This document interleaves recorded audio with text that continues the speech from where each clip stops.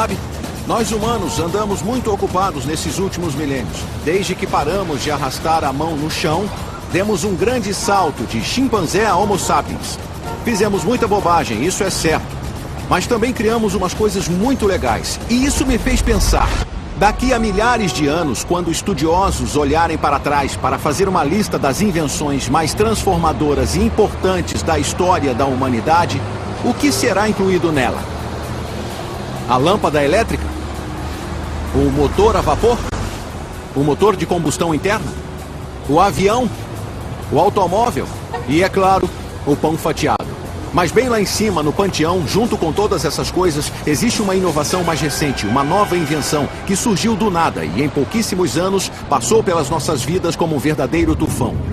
A invenção em questão, é claro, é a World Wide Web. Um universo incrível e surrealista que gerou grandes fortunas, sustentou inúmeras indústrias e mudou a maneira com que o mundo trabalha, brinca, se comunica, faz compras e até como se apaixona. Meu nome é John Heilemann e estou aqui para contar a história da ascensão da rede, da obscuridade para a ubiguidade global. É uma história que conheço como a palma da mão, pois como jornalista assisti da primeira fila desde o início. Durante mais de uma década estive bem aqui no Vale do Silício, testemunhando de perto os momentos que deram forma à era da internet. Essa era começou com uma luta de poder feia para decidir quem controlaria o futuro da rede emergente. Jim Clark começa a socar a mesa e dizer: precisamos abrir o capital da empresa e temos que abrir agora mesmo. Naquele pregão, eu faturei 663 milhões. Uma luta que terminaria numa batalha épica dentro de um tribunal. Eu não faço ideia do que está falando. E que para sempre seria lembrada como a Guerra do Navegador. Éramos como um animal espantado com a Microsoft à nossa frente, dizendo: o que a gente faz, o que a gente faz? Nós chamamos todo mundo para ajudar. Isso não é um treino. Vão esmagar a gente, vão esmagar a gente. Nós temos que destruir essa empresa. A internet. Guerra dos Navegadores.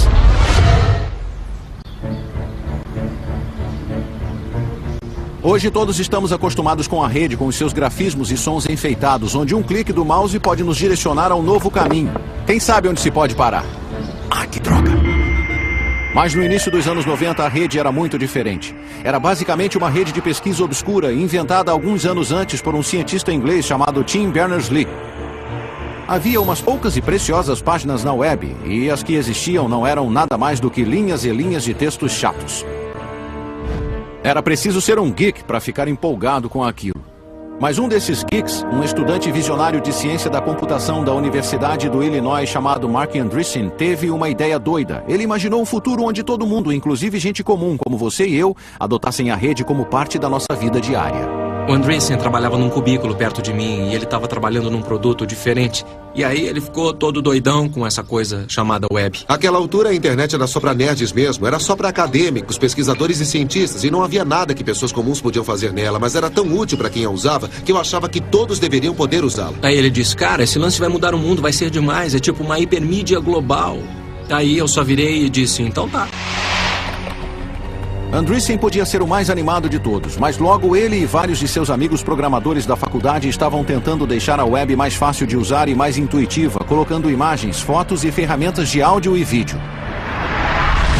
O fruto de seu trabalho foi este: um software simplíssimo do tipo aponte e clique, o primeiro navegador gráfico da web. E cada vez que você surfa na internet hoje, está usando um de seus descendentes. No outono de 1993, os geeks de Illinois postaram o Mosaic Online e o transformaram em uma dádiva para a humanidade, gratuita para baixar. E que dádiva acabou se revelando? Quando fizemos o anúncio em nosso grupo de notícias, naquele momento um grupo de notícias da Usenet, e eu disse: alguém por aí quer participar do teste beta? E como eu tive 12 respostas, mandei o navegador para 12 pessoas, e a partir daí se espalhou como um vírus, de 12 para 100, para 1000, para 1 milhão.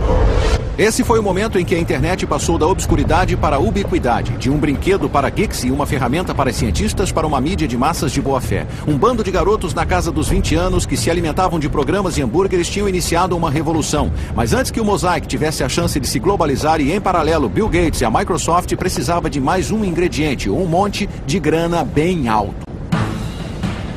Este prédio caríssimo foi um presente para a Universidade Stanford deste homem, um de seus ex-professores, Jim Clark. Garoto pobre do oeste do Texas, Clark era um ex-desistente do colégio que se transformou em professor de ciência da computação em Stanford e fundou a empresa Silicon Graphics, o que o tornou uma lenda no Vale. Ele gostava de carros velozes, vinhos caros e de fazer peripécias que desafiavam a morte, como pilotar um avião de acrobacias. A primeira vez que nos encontramos, ele me levou num passeio de helicóptero que quase nos matou. Mas tendo deixado a Silicon Graphics, Clark queria uma coisa nova, uma coisa grande. Quando viu o Mosaic, logo ficou convencido do que havia encontrado. Eu tinha passado muitos anos pensando na convergência de diferentes tipos de mídia com tecnologia digital. Então formou-se na minha mente a ideia de que a internet e a World Wide Web seriam uma coisa que anunciariam essa convergência. Sem perder tempo, Clark contatou Mark Andreessen, que tinha se formado no colegial e, com estilo, deixou Illinois com um emprego no Vale do Silício. Fevereiro de 94. Estou no trabalho e recebo um e-mail de Jim Clark dizendo: estou pensando em fundar uma nova empresa de software. Vamos marcar uma reunião e conversar? Então eu disse: bem, isso é interessante. Então infringi a minha regra de não acordar antes do meio-dia e tomei café da manhã com ele às 7 da manhã. Nos meses que se seguiram, Mark e Clark se tornaram inseparáveis, enquanto tramavam como transformar o Mosaic na base de uma empresa comercial. Mas isso obviamente não era uma coisa que eles podiam fazer por conta própria. Eles precisavam de uma equipe e logo embarcavam num avião rumo a Illinois, numa viagem de recrutamento que seria a centelha da era da internet. Pegamos um avião e chegamos no final da noite e encontramos todo mundo numa pizzaria. Aí nos sentamos, tomamos cerveja, comemos pizza e falamos genericamente sobre as nossas ideias. Acho que estávamos todos um pouco intimidados, para dizer a verdade, porque ele era um figurão do Vale do Silício, ele era relativamente famoso, tinha fundado uma empresa de informática bem grande. Todo mundo sabia que ele tem muita grana, que estava vindo para cá, mas ele nos ouviu. Na época eu não tinha um conceito de como ganharíamos dinheiro, mas é como muitas outras coisas. Se existem tantas pessoas usando uma coisa e ela tinha expandido para 1 milhão de usuários em um período de 9 meses, devia haver um jeito de faturar com ela. Mas esses caras não tinham ideia nenhuma. Na época, o que importava a Clark era fazer os geeks de Illinois subirem a bordo. Então ele lhes fez uma oferta muito além de seus sonhos mais loucos. E cada um de nós voltou com brilhos nos olhos, meio nas nuvens, sabe? E eu tava só no primeiro ano da universidade. E de repente recebi uma oferta de emprego em tempo integral antes mesmo de me formar, e com toda aquela grana foi tipo, nossa, que demais, por que eu ia recusar, né? Olhando para trás, pode parecer óbvio que o navegador da web mudaria o mundo. Mas embora Jim Clark possa ter sacado esse insight, a maioria das pessoas não sacou, inclusive uma que se esperaria que tivesse sacado imediatamente: Bill Gates. Gates, é claro, era o cofundador CEO da Microsoft, a mais importante e fantasticamente lucrativa empresa de alta tecnologia de todas. No decorrer de 2 décadas, a Microsoft tinha estabelecido praticamente um monopólio sobre os sistemas operacionais dos PCs e tinha usado esse monopólio para passar a controlar toda a indústria da computação. A web era cyberespaço na forma de uma estrada enorme, veloz e extasiante, capaz de levar você aonde sua curiosidade o conduzisse. Mas Bill Gates achava que essa estrada da informação devia ter pedágio. A Microsoft controlaria todas as cabines e todos deveríamos pagar para dirigir nela. Valeu, cara. O sistema online de Gates se chamava, nossa, que surpresa, Microsoft Network. E em 1994, muita gente inteligente presumiu que ele conseguiria impingi-lo ao mundo, como era de costume.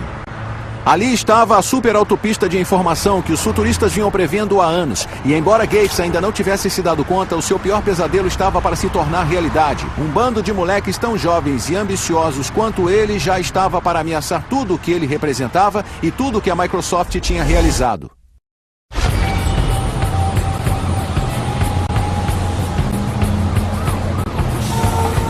Brilhante, usuário de óculos e obcecado por computadores desde a infância, a jornada de Bill Gates para se tornar a figura mais importante da tecnologia começou em 1975, quando aos 19 anos ele largou a Harvard para fundar a Microsoft com o seu colega de ginásio Paul Allen. A visão de Bill Gates era simples e muito ambiciosa. Um PC em cada mesa, em cada lar e em cada escritório. E cada um desses PCs rodando com software da Microsoft. Em 1993, seu sonho chegou perto de se tornar realidade. Cerca de 90% dos PCs do mundo rodavam com o Windows da Microsoft. Gates e o exército que ele havia reunido no gigantesco campus da Microsoft nos subúrbios de Seattle ralavam muito e eram muito duros com os seus rivais. A ascensão da empresa havia deixado um rastro de corpos atrás de si. Havia o Lotus, havia o World Perfect, havia o Borland, havia o Novell, até mesmo a poderosa IBM, todos deixados de joelhos. Gates agora era um dos homens mais ricos e influentes na face da Terra, e ele sabia disso. Certa noite, em um jantar, ele e alguns amigos discutiam a eleição de Bill Clinton à presidência, e Bill Gates soltou essa: "Eu tenho tanto poder quanto o presidente tem." A mulher dele o chutou embaixo da mesa ao ouvir isso, mas a verdade é que ele podia ter razão. Para muitos, o poder de Gates era sedutor, irresistível. Se você era um engenheiro de software jovem e faminto como Thomas Werdon, ou Harvey Partovi, ou um executivo experiente como Sam Jadala, a Microsoft era o lugar para se estar. Um lugar onde não importava se você era bonito ou atlético. Um lugar onde a inteligência, medida pela habilidade de criar programas fantásticos, era a única coisa que importava. Em outras palavras, o nirvana dos nerds. No início dos anos 90, o campus da Microsoft abrigava uma cultura muito dinâmica. Havia muitas das pessoas mais inteligentes em ciência da computação de todas as idades. Mas, no geral, era uma empresa surpreendentemente jovem. A idade média na empresa era 26, 27. A Microsoft não era a maior empresa de software do mundo, mas de um jeito estranho era a mais badalada e estava claro. Simplesmente você sentia uma coisa ao passar pela porta. Era um tipo de arrogância que acompanhava todo mundo que trabalhava na Microsoft. Não eram só os engenheiros. Entrei na Microsoft em 1987 e era um grupo de pessoas que queria vencer. Era um grupo de pessoas muito agressivas com toda a concorrência que havia. O comportamento da Microsoft era mesmo radical, mas a sua inspiração não era tanto a arrogância, mas sim o medo e a insegurança. Gates sabia que a qualquer momento algum iniciante qualquer numa garagem em algum lugar poderia surgir e derrubar a Microsoft do mesmo jeito que eles fizeram com outros. E junto com seu primeiro tenente, Steve Ballmer, ele estava determinado a impedir que isso acontecesse. Diferentemente de Gates, que havia largado a faculdade, Ballmer tinha se formado em administração. Enquanto Gates era o superego da Microsoft magricela e cerebral, Ballmer era o Ed feroz, corpulento e emotivo. Não era nada comparado ao próprio Gates, o mais inteligente de todas as pessoas inteligentes da Microsoft. Um crânio que não aceitava bem nenhum revés, se é que ele sofria algum. Isso é ridículo. Mas eu não isso vou é usar necessário. essa coisa. Não. Alguém está confuso. Alguém não está pensando. Quer dizer, nunca mesmo. Vocês nunca entenderam o princípio da coisa. Todas as vezes que me encontrei com Gates, houve apenas um elemento consistente. O momento em que ele dizia que alguma coisa que eu disse tinha sido a coisa mais estúpida que ele já tinha ouvido. E eu nem trabalhava pro cara. Mas Thomas Werdon, sim. E ele se lembra de seu primeiro encontro com Gates como uma das experiências mais irritantes de sua vida. Ele não é conhecido por distribuir elogios. Ele só dizia tipo... É bom, tá bom. Provavelmente vamos ter que fazer mais do que isso. E esse era o máximo de feedback que a gente recebia. E não era desinteresse por parte dele. Eu acho que o que aprendi na época é que não ser detonado por ele já era uma grande vitória. Se ele não tivesse te chamado de idiota umas 19 vezes, então a sua reunião com Bill tinha sido boa. Com os protegidos da Microsoft sob seu domínio, bilhões de dólares em sua conta bancária e o lançamento do Windows 95 já visível no horizonte, o Bill Gates de 93 estava para se tornar o imperador mundial da alta tecnologia. Contudo, menos de 2 anos depois, Gates seria forçado a fazer um dos retornos mais acentuados da história corporativa, porque Clark Andreessen e sua equipe estavam para entrar em cena e jogar um obstáculo enorme em seu caminho.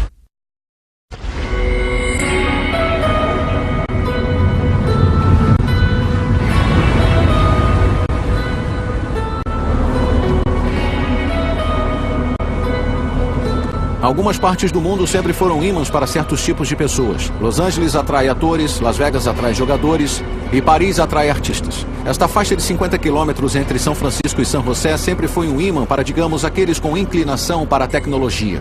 No verão de 1994, este lugar havia se tornado o lar de Jim Clark e seu jovem bando renegado de pioneiros do navegador. Nos meses seguintes, eles lançariam a empresa de software que teria o crescimento mais rápido que o mundo já havia visto, a Netscape Communications. Sob o olhar vigilante de Clark, o pessoal da Netscape defendia a causa de ampliar o alcance da ainda embrionária web e talvez conseguir enriquecer nesse processo. Mas antes, eles tinham de enfrentar um caso grave de choque cultural.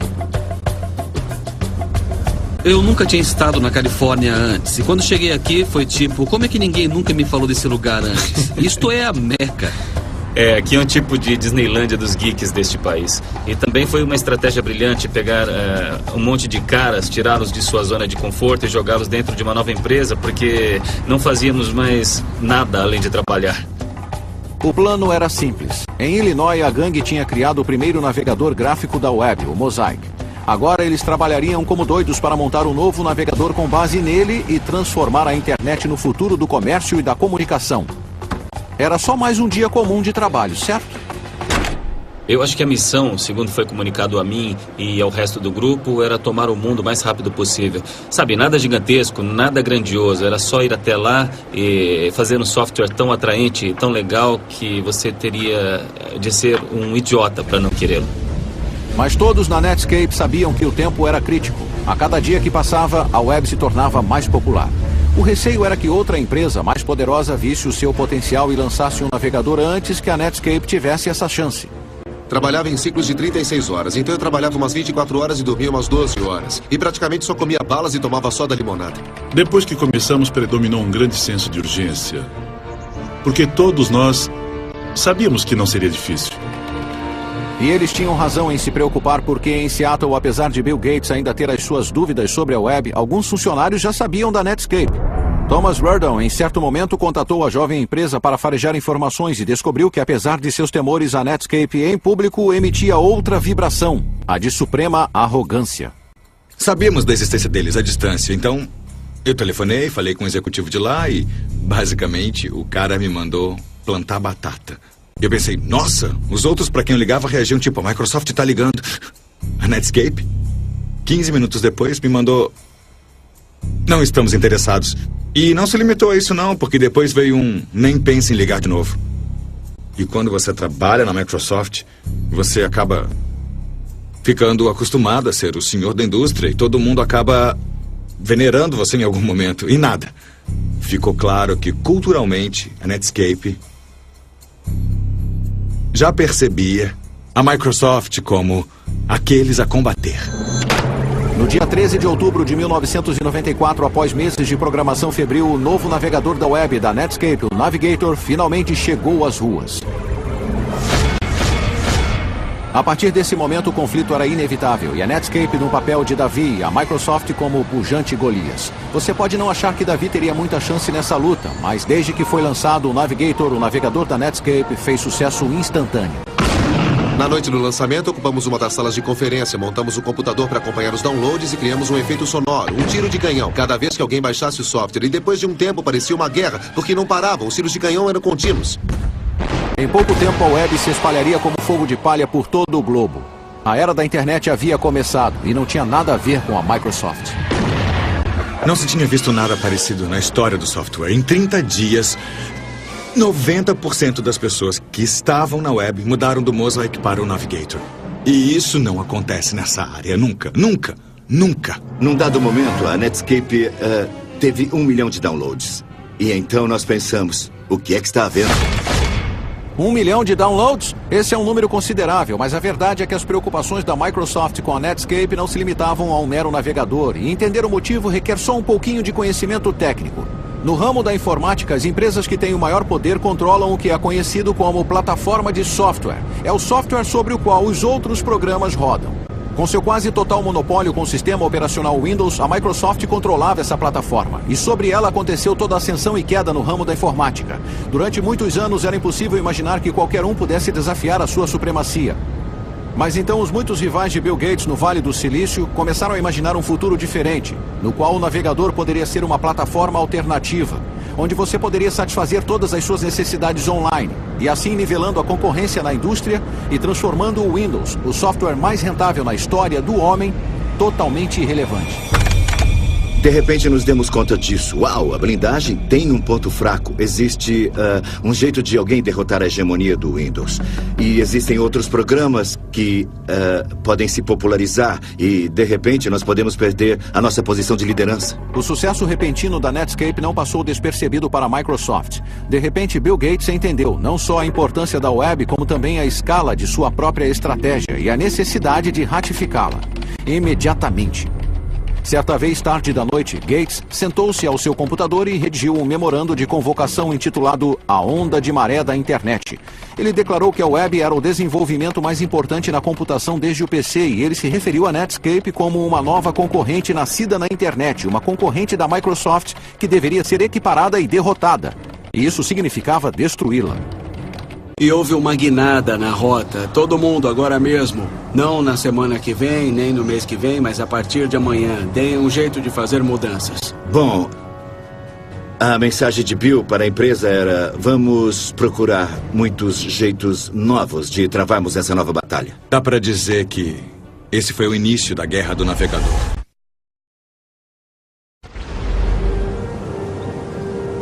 Em 1993, fora de um pequeno círculo de hackers de computadores e cientistas da pesada, a internet era desconhecida e mal amada. Mas em 1995 a situação havia mudado dramaticamente. Agora, graças à magia e energia de um bando de engenheiros aqui no Vale do Silício, a internet estava se tornando um fenômeno em grande escala, uma tecnologia comparável em importância à televisão e à imprensa. E na liderança desse ataque estava a Netscape, com seu navegador que estava se tornando o portal de entrada da web para milhões de pessoas. A empresa tinha acabado de contratar um respeitável CEO e os lucros estavam entrando. O futuro parecia tudo cor-de-rosa, ou não? Este homem com certeza não concordava. Ele se chama Gary Rebeck, um conhecido advogado antitruste do Vale do Silício que no verão de 1995 estava se preparando para a batalha de sua vida. Como muitos outros no Vale, ele sabia que Bill Gates queria a internet e, mais do que a maioria, ele sabia, graças a uma carreira de conflitos com a Microsoft em defesa de seus clientes do Vale, que quando Gates defendia seus negócios, uma coisa era certa: havia sangue. E Rebeck tinha sido contratado pela Netscape e na hora ele viu que a jovem empresa havia subestimado e muito a ameaça que enfrentava. O plano empresarial da Netscape presumia que a Microsoft obedeceria à lei, ou que alguém os forçaria a obedecer à lei, e eu suponho que isso não seja nenhum absurdo, afinal, quando você abre um negócio, não espera que um concorrente incendeie a sua fábrica. Não espera que um concorrente vá aos seus distribuidores e os ameace de falência se comercializarem o seu produto. Mas foi exatamente isso que a Microsoft fez. O problema para a Netscape era que a Microsoft e Bill Gates tinham percebido que a jovem empresa era a principal ameaça à sua dominância continuada. Na salva de abertura de uma guerra de alta tecnologia, Gates despachou um grupo especial de enviados, incluindo Thomas Werdon, para um encontro de chefões por trás das linhas inimigas aqui, onde então era a sede corporativa da Netscape. E o resultado foi uma das reuniões mais controversas da história empresarial moderna. Sabe-se com certeza que a reunião entre a Microsoft e a Netscape aconteceu aqui, mas o que aconteceu por trás de portas fechadas ainda é assunto de muito debate. A versão da Microsoft é mais ou menos assim. Nós fomos até lá em junho de 1995 e tivemos uma discussão bem aberta com eles sobre como poderíamos trabalhar com a Netscape, como trabalharíamos com eles em servidores da web, navegadores e como daria para usar, tipo, o Microsoft Word para rodar com o software da Netscape. Foi uma discussão bem ampla, que rolou por umas 6 horas, um dia inteiro de discussões. E foi interessante, a reunião correu fácil e amistosamente. Ei, isso não parece tão ruim, mas a versão dos eventos da Netscape foi só um pouquinho diferente. Eles foram à reunião e fizeram uma oferta. E a oferta era: eu venço e talvez vocês sobrevivam. Ou eu venço e talvez vocês não sobrevivam. Basicamente, essas eram as duas escolhas. Parecia aquela cena de O Poderoso Chefão. A Netscape recebeu uma oferta que não podia recusar. Eu era um bebê, e eu e alguns dos outros garotos fomos lá, e ao estilo do Poderoso Chefão, ameaçamos a Netscape. Isso é um absurdo, é descaradamente absurdo. A Microsoft nos ofereceu $1 milhão por acesso ilimitado a toda a nossa tecnologia, e esse era um montante total da oferta. Então, essencialmente, eles disseram: compraremos toda a sua empresa por $1 milhão. Peguem ou larguem, mas se largarem, nós vamos copiar tudo o que fizerem. Eu me lembro de ter pensado na hora: se isso não é ilegal, deveria ser. Se as afirmações da Netscape fossem verdadeiras, isso significava que a Microsoft tinha infringido a lei antitruste americana, para ser exato. O objetivo da lei era restringir o comportamento de empresas detentoras de monopólios, e a maioria dos especialistas não concordava que era isso que a Microsoft tinha com o seu sistema operacional Windows. Poucas horas depois da reunião, a Netscape pediu a Gary Rebeck que alertasse o Departamento de Justiça americano sobre o ocorrido e começasse a estabelecer as bases para um processo contra a Microsoft. Mas Thomas Werdon farejou algo estranho. Porque a Netscape tinha um advogado antitruste. E não era um advogado qualquer, mas era o lendário Gary Rebeck. O cara que ficou famoso por perseguir a Microsoft por anos, tentando incitar o governo a abrir um processo contra a Microsoft. E aí, eu sabia que tínhamos sido enganados. A reunião tinha sido uma armação. Uma teoria paranoica? Sem dúvida. Na época, a Netscape era a empresa jovem de alta tecnologia do momento. Então por que precisaria armar contra a Microsoft? Em Wall Street, analistas e banqueiros tinham começado a cantar louvores, falando do futuro brilhante que haveria se a Netscape se tornasse pública. Analisei as projeções para a Netscape e me dei conta de que havia uma chance dela se tornar a empresa de software de crescimento mais rápido do mundo. Jim Clark começa a socar a mesa e dizer: temos que abrir o capital da empresa e temos que abrir agora mesmo. E todos na sala ficaram dizendo: sério? Tem certeza? Praticamente dava para prever que teríamos entre 60 e 80 milhões em faturamento naquele ano. Espera um pouco aí. Só um minuto, vamos pensar nisso. Antes da Netscape, a regra real em Wall Street era que uma empresa precisava de pelo menos 1 ano, de preferência 2, de crescimento estável nos lucros antes de sequer pensar em se tornar pública. Mas a Netscape, em agosto de 1995, só existia há 1 ano. Não tinha nem um centavo de faturamento e não fazia a mínima ideia de como obtê-lo. E como Jim Clark me contou, o motivo pelo qual ela queria ir a público tão rápido era porque precisava de uma sorte gigantesca para construir o maior iate computadorizado do mundo. Então, sob essas circunstâncias, abrir o capital era uma loucura da Netscape, certo?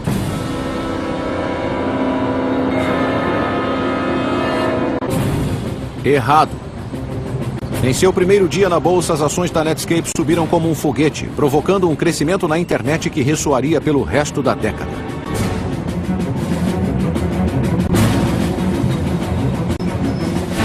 Eu estava no meio do pregão e fui falar com o nosso representante, David Slane, e com o Matt da Solda, que administrava os nossos investimentos. E ele parou na minha frente e impediu que eu chegasse perto do Dave. E eu perguntei: o que é que está havendo? E ele disse: estamos com um volume enorme de negociação de ações e o Dave precisa se concentrar ao máximo. E começamos a ver a maior negociação inaugural de ações e a maior valorização de todas. E a gente pensou: puxa, as pessoas gostam mesmo da gente.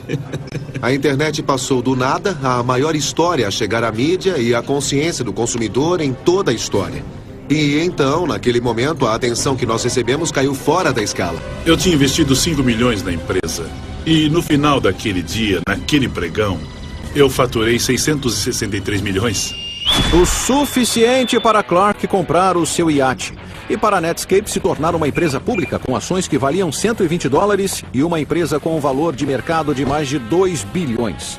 Os engenheiros da Netscape, jovens na casa dos 20, agora eram nerds famosos e podres de ricos. E é claro que isso lhes subiu a cabeça.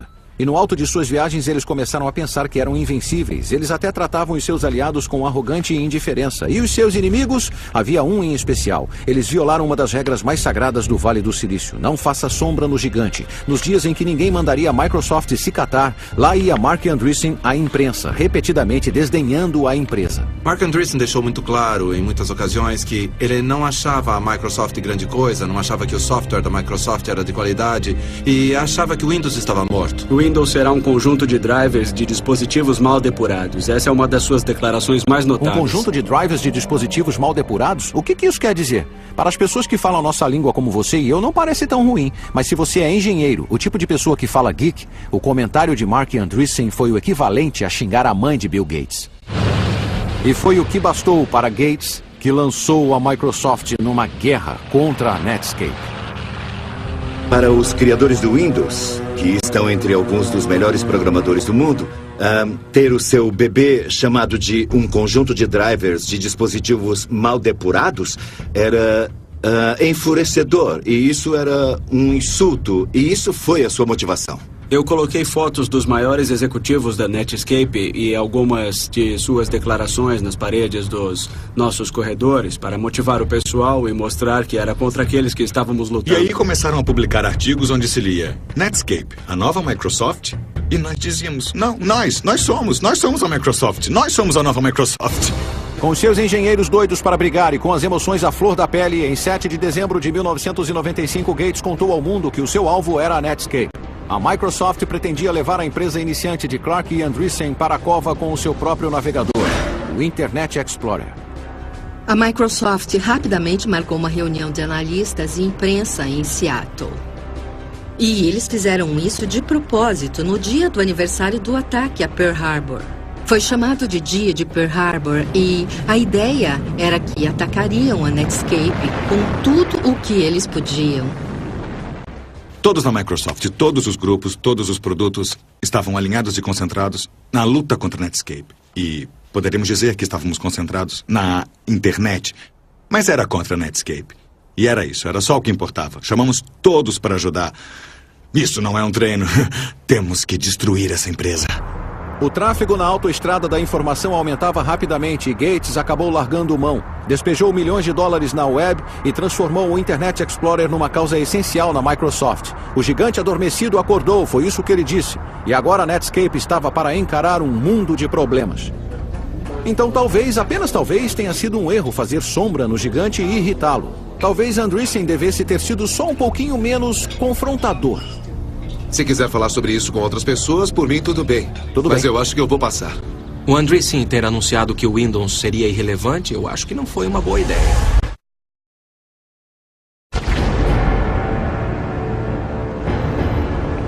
Em 1996, a internet estava no auge. Com bilhões de dólares em jogo, a Microsoft e a Netscape estavam num duelo de titãs para ver quem se tornaria a força dominante no admirável mundo novo da web. E agora ele entrava em sua fase final, a mais dramática, e para a Netscape, a fase mais devastadora.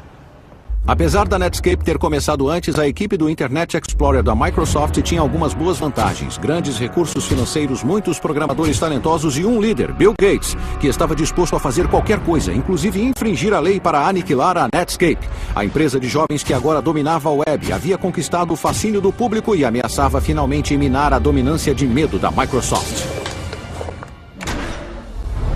Eu me lembro de voltar à faculdade e conversar com os amigos e dizer a eles: eu estou trabalhando na criação de um concorrente da Microsoft para o Netscape. E o pessoal ficou rindo, pensando: você está viajando, não tem como. O plano da Microsoft era bem simples: analisar cada movimento da Netscape e imitá-lo, lançar versões sequenciais do Internet Explorer e lentamente acabar com a liderança da Netscape no mercado de navegadores, 1 ponto percentual por vez. A minha rotina era me levantar, dar o café para os meus filhos, levá-los para a creche e chegar ao trabalho lá pelas 9h30 da manhã. Então ficar até as 3h30 da madrugada. Eu ia para casa, dormia umas 4 horas, acordava com as crianças, tomava café, as levava à creche e trabalhava das 9h30 às 9h30. Comparado aos outros funcionários da Microsoft, não recebíamos nenhum adicional, só tínhamos medo de que o nosso produto perdesse. E não eram só os engenheiros que trabalhavam como se a vida deles dependesse disso. Gates também tinha à sua disposição uma outra arma formidável, o seu obscuro exército de vendedores. Ardilosos, implacáveis e às vezes furtivos, a sua missão era clara: tirar o Navigator da Netscape do mercado por quaisquer meios necessários, cortar o seu suprimento de oxigênio, como um funcionário da Microsoft disse, e enfiar o Internet Explorer goela abaixo de cada cliente da Microsoft. As pessoas que vendiam software a fabricantes de PCs eram como um culto obscuro de pessoas que sabíamos estar faturando de um jeito que talvez nem fosse bom saber. E eles eram como ninjas. Era uma coisa tipo: não pergunte a eles o que fazem, como fecham acordos. Eram acordos de $500 milhão, ou seja, eram vendas bem grandes de multimídia. E eles faziam seja lá o que for que eles faziam, e eu não queria saber, e as pessoas à minha volta também não. O exército silencioso de vendedores assassinos de Gates usou todo tipo de tática maliciosa para impedir que os fabricantes de PCs instalassem outro navegador que não o Internet Explorer. Eles disseram à Compaq que se distribuísse nosso navegador, a Microsoft cancelaria a licença do Windows. Bem, a Compaq não poderia atuar sem a licença do Windows e, portanto, não distribuiria o nosso navegador. Podia-se dizer o que quisesse sobre o jogo sujo da Microsoft, mas estava funcionando. Enquanto as duas empresas corriam cabeça a cabeça com versões sequenciais de seus navegadores, a fatia de mercado do Internet Explorer ia crescendo e a Netscape começou a sentir o bafo da Microsoft em seu pescoço. Não havia espaço para erro. Se perdêssemos um só prazo, o cara já estava nos nossos calcanhares. Então não havia brecha, foi duro. Éramos como um animal espantado com a Microsoft à nossa frente, dizendo: o que a gente faz? O que a gente faz? Vão esmagar a gente. A sensação de morte iminente da Netscape foi incrementada por mais um fator. Para a empresa poder ficar à altura de seu potencial, ela precisava ser lucrativa, então cada centavo de lucro era precioso. Mas a Microsoft tinha bilhões de dólares no banco, e isso lhe permitiu fazer uma coisa extraordinária. Em vez de cobrar por seu navegador da web como a Netscape precisava, a Microsoft podia dar o Internet Explorer de graça, no pacote integrado do sistema operacional Windows. Com o IE4, acabou. Não era mais: vamos vencer com o Explorer 4. Nós já tínhamos mais de 80% dos usuários, ou seja, todo mundo. Em setembro de 97, a Guerra dos Navegadores terminou. A Microsoft saiu triunfante. A Netscape estava recuando, com os negócios por um fio, e sua sobrevivência era questionada. Para marcar o lançamento do Internet Explorer 4, Bill Gates decidiu dar uma festa para os guerreiros do software que criaram seu novo navegador. Mas em vez de fazê-la aqui, em Seattle, ele decidiu que seria muito mais delicioso aqui, em São Francisco, no coração do território da Netscape. Durante a celebração que se seguiu, Thomas Werdon e seus colegas bêbados notaram um E, o símbolo do Internet Explorer de quase 3 metros no saguão da festa, e foram tomados por uma ideia demoníaca, mesmo que inebriada. Decidimos içar aquele E enorme, pesando centenas de quilos num caminhão, e nós não conseguimos prendê-lo de jeito nenhum. Depois de prender o E gigantesco na caçamba do caminhão, os funcionários bêbados da Microsoft pagaram um motorista para levá-los até o Vale do Silício. E eles o jogaram aqui, na fonte da Netscape, e então voltaram para o hotel. Uma brincadeira infantil? Com certeza, mas também muito significativa. Daquele momento em diante, a Netscape só declinaria. Um ano mais tarde, a sua fatia de mercado, agora na casa de um único dígito e caindo, a empresa que anunciou a era da internet foi comprada por uma empresa muito maior, mas muito mais careta, a AOL. Nós tínhamos a sensação de fazer uma coisa que duraria, e aí sermos incorporados pela AOL foi uma sensação bem ruim. Acabou, já era, não vai durar. E isso foi bem difícil. Jim Clark também ficou chateado com a morte da Netscape, mas ele tinha alguns milhões jeitos de se consolar. Eu havia investido 5 milhões na empresa e faturei quase 2 bilhões. Isso foi um pouco além do que eu precisava. Um pouco além. Todos os engenheiros originais do Netscape também ganharam os seus milhões, mas no fim eles só podiam pensar no que poderia ter sido. Sabe, nós não éramos nada. Éramos muito melhores que isso. Éramos muito melhores. Nós seríamos perdedores benevolentes. Não, nós teríamos sido maus. Eu sei disso agora, quer dizer... nunca tivemos a chance de ser realmente maus. Jim Clark e a sua gangue de programadores podiam ter sido derrotados, mas pelo menos para eles a guerra havia terminado. Contudo, para a Microsoft e para Bill Gates era o oposto. Eles estavam para enfrentar um inimigo muito maior e mais implacável do que a Netscape, e era um inimigo diferente que qualquer outro que Gates já havia enfrentado. Ele não estava sediado no Vale do Silício e mal sabia a diferença entre software e linguiça, mas ele ameaçaria partir a Microsoft em dois. O inimigo era o governo norte-americano, que passara a acreditar que Gates não era um herói, mas um terrorista de alta tecnologia. O ano é 1998 e o Departamento de Justiça dos Estados Unidos, incentivado pelos inimigos da Microsoft no Vale do Silício e em particular pela Netscape e seu advogado Rottweiler Gary Reback, abriu um histórico processo antitruste contra a empresa de Bill Gates. O governo acusou a Microsoft de usar o monopólio do Windows para executar uma série de práticas empresariais predatórias e excludentes para evitar que consumidores acessem os produtos da Netscape e assim enterrar a empresa iniciante e pioneira. Agora, com o futuro da Microsoft na balança, o homem que havia dito ser tão poderoso quanto o presidente viu a sua empresa ser arrastada para os tribunais, acusada de ser uma canalha que infringia a lei, e ele foi forçado a aguentar uma maratona de depoimentos filmados em vídeo. Eles haviam feito perguntas a ele e filmado as suas respostas, antes do julgamento. E eu acho que isso era algo novo para Bill Gates, ter alguém lhe fazendo perguntas duras que ele não podia se recusar a responder. O senhor digitou aqui, importância grande. Não. Não? Não, eu não digitei isso. Quem digitou grande? Um computador. Aqui estava o homem mais rico do mundo como o público nunca havia visto antes. Petulante e passivo-agressivo. Ofuscante e obscurantista como um sofista. Um pedante, um amnésico, um bebê. Eu nunca vi um selo como esse. Eu nunca usei um selo como esse. Nunca viu selos como esse em cada um dos documentos que lhes foram mostrados durante este depoimento? Poderia me trazer as provas? Isso é perda de tempo. É uma perda de tempo. Eu não faço ideia do que estão falando quando dizem pedir. Então, nessas fitas, deu para ver que ele não dizia bem a verdade. No tribunal, o governo mostrou Gates na tela, negando qualquer conhecimento sobre a infame reunião de junho de 1995 com a Netscape, inclusive dizendo que, na época, eu não sabia o que a Netscape estava fazendo. Mas quando mostraram ao tribunal um e-mail enviado por Gates e alguns funcionários de alto escalão da Microsoft algumas semanas antes da reunião, delineando a sua estratégia para lidar com a Netscape, Gates declarou que havia um acordo poderoso a fazer com a Netscape e que talvez a Microsoft devesse comprar uma parte da empresa ou coisa assim, dizendo que ele realmente queria ver isso acontecer. Tivemos pessoas que forçaram a barra e fizeram acordos que, em retrospecto, não deveriam ter sido feitos. Eu diria que sim, acho que fizemos. E isso dificultou muito para a nossa concorrência, porque nós aproveitamos da nossa posição e, claramente, infelizmente, foi isso que se tornou a nuvem escura sobre a Microsoft.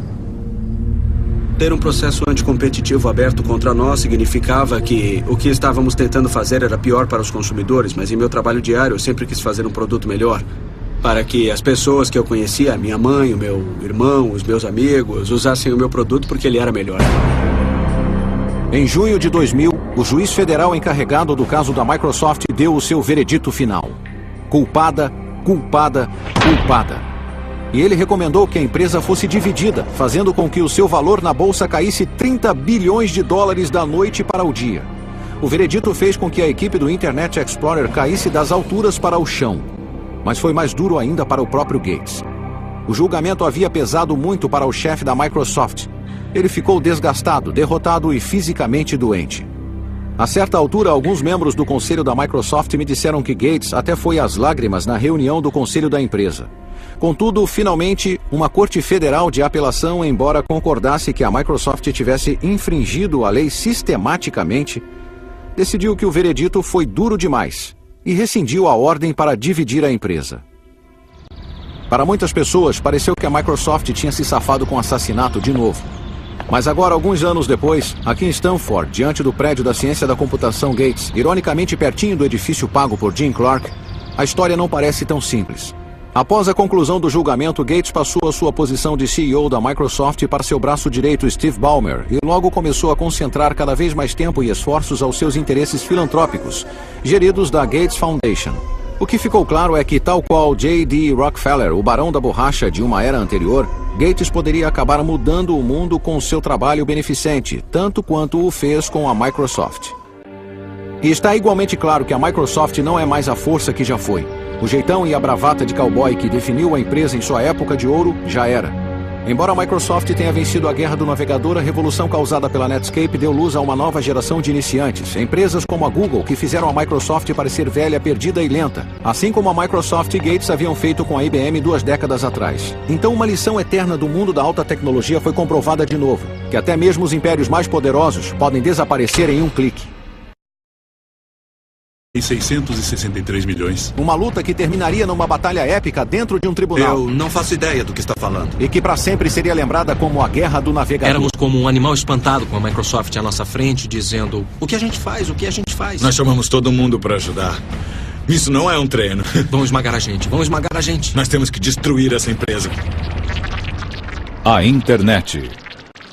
Guerra dos navegadores.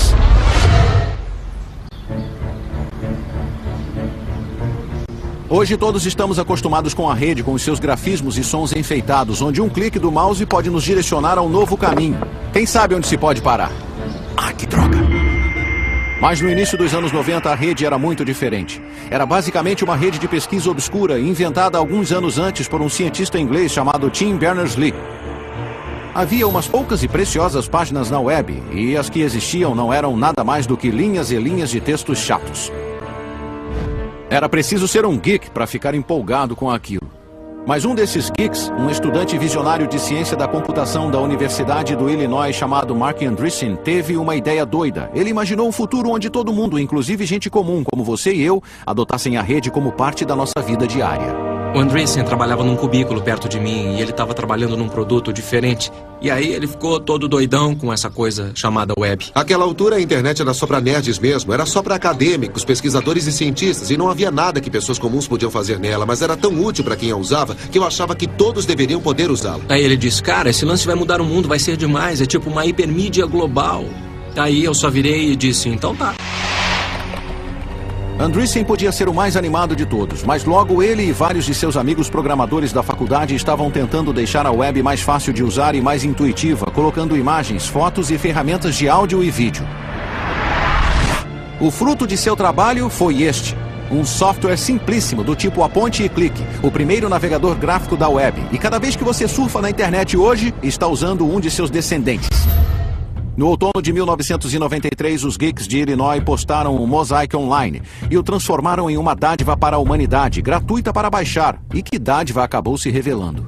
Quando fizemos o anúncio em nosso grupo de notícias, naquele momento um grupo de notícias da Uzinet, e eu disse, alguém por aí quer participar do teste beta? E como eu tive 12 respostas, mandei o navegador para 12 pessoas, e a partir daí se espalhou como um vírus, de 12 para 100, para 1000, para 1 milhão. Esse foi o momento em que a internet passou da obscuridade para a ubiquidade, de um brinquedo para geeks e uma ferramenta para cientistas para uma mídia de massas de boa-fé. Um bando de garotos na casa dos 20 anos que se alimentavam de programas e hambúrgueres tinham inovação mais recente, uma nova invenção que surgiu do nada e em pouquíssimos anos passou pelas nossas vidas como um verdadeiro tufão. A invenção em questão, é claro, é a World Wide Web. Um universo incrível e surrealista que gerou grandes fortunas, sustentou inúmeras indústrias e mudou a maneira com que o mundo trabalha, brinca, se comunica, faz compras e até como se apaixona. Meu nome é John Heilemann e estou aqui para contar a história da ascensão da rede, da obscuridade para a ubiquidade global. É uma história que conheço como a palma da mão, pois como jornalista assisti da primeira fila desde o início. Durante mais de uma década estive bem aqui no Vale do Silício, testemunhando de perto os momentos que deram forma à era da internet. Essa era começou com uma luta de poder feia para decidir quem controlaria o futuro da rede emergente. Jim Clark começa a socar a mesa e dizer, precisamos abrir o capital da empresa e temos que abrir agora mesmo. Naquele pregão, eu faturei